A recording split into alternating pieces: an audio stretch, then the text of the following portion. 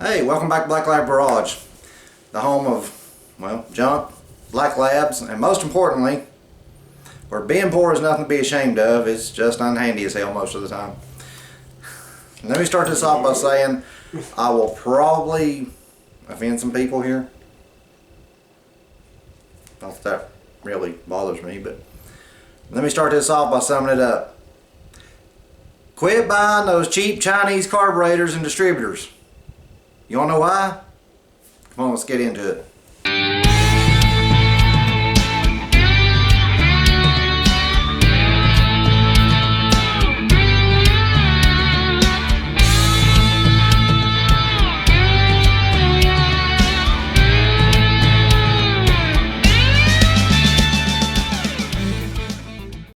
Hey, I do want to add a disclaimer in here.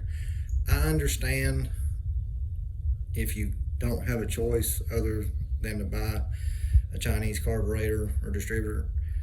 Like, I had to buy one last year for my lawnmower, but that was simply because there are no used carburetors for a Briggs Vanguard for a John Deere.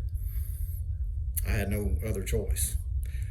But rest assured, weekly I still scour the internet trying to find an original used one, because I can tell you right now that Chinese one is made nothing like the original one that was installed by Briggs.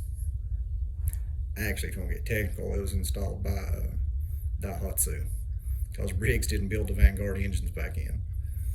But that's a whole nother story. So I understand if you're in a situation like that, but on a Motorcraft 2-barrel or something, there is really no reason to go buy a new one. There's plenty of good used ones out there. And same thing with distributors.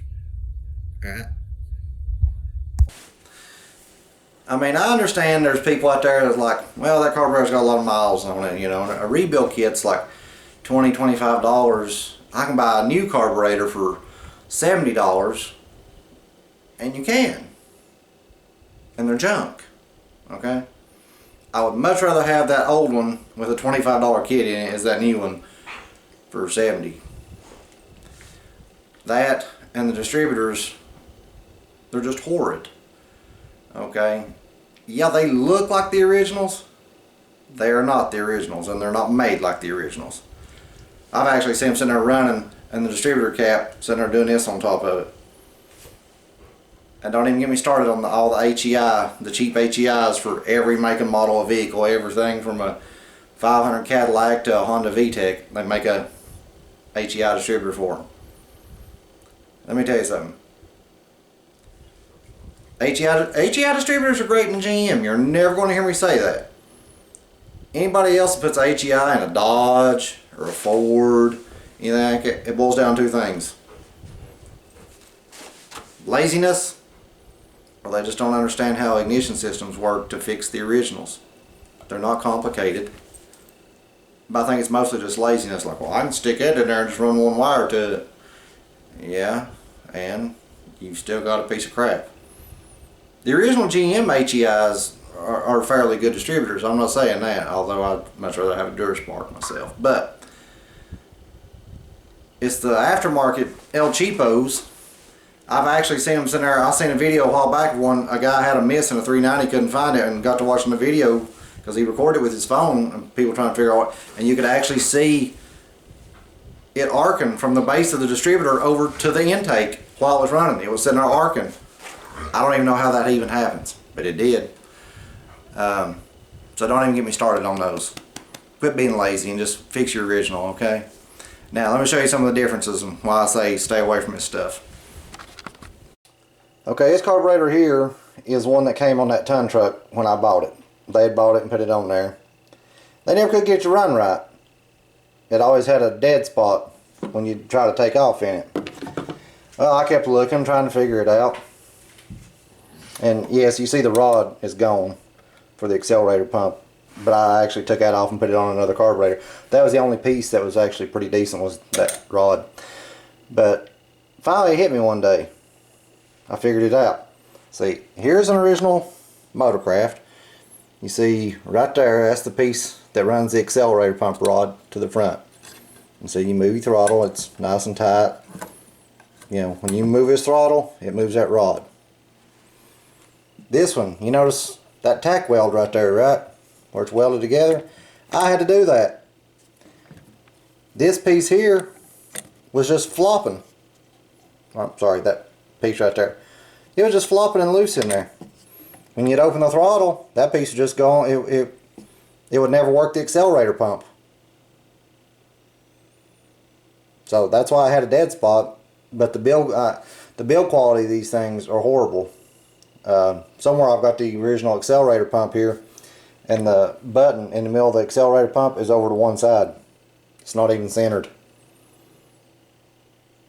So trust me when I say spend $20, $25, clean your old carb up and put a kit in it, rather than take the lazy way out and buy a new one.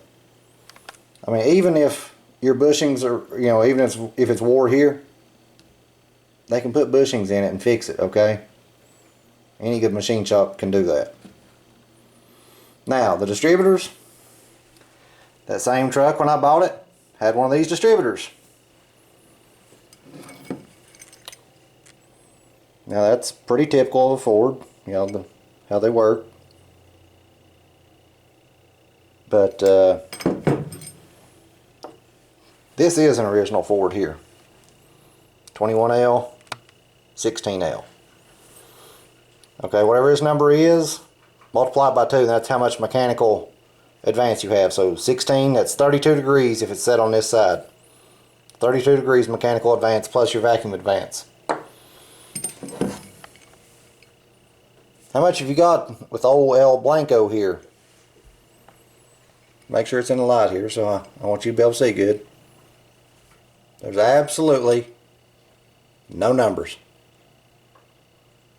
But how do you know how much timing you have? How do you know how much mechanical advance you have?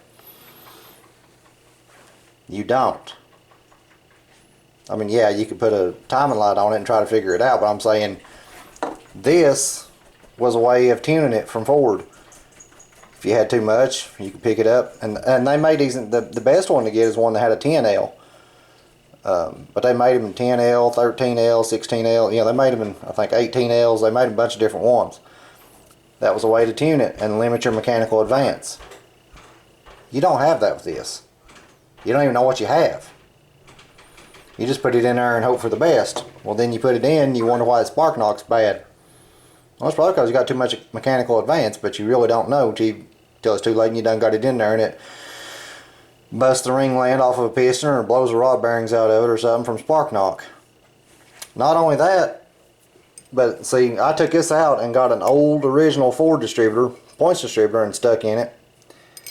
And I did use the vacuum advance off of it because the vacuum advance on that old points distributor I got was bad. Guess what? It wasn't no good either. Literally, as soon as I hooked it to the carburetor, and yes, I hooked it to the ported vacuum, as soon as you, at idle, as soon as you hook it to the ported vacuum, it would move the timing up. Okay. There, you know, most people say there's no vacuum on ported advance. There's a little bit of vacuum, but your vacuum advance from Ford, or most of your aftermarkets from like Standard or Borg Warner, one of them, there's an Allen screw in there and you can adjust it. You know, you can adjust the tension back and forth to where it won't have, you know, where it won't advance any. There's no adjustment on them. None. Zero. Zilch. So you get what you get. So I just want to show you in some of this and tell you why to stay away from this garbage. Rebuild your original ones, or just, I mean, get on eBay. There's hundreds of these carburetors on there. There's no reason that you resort to buying one of these in all reality. There's no reason. And there definitely ain't no reason to buy one of them. So, I want to share that with you. Let me sum it up by saying one more time. Quit buying the cheap Chinese junk because you're lazy. Okay, my rant's over.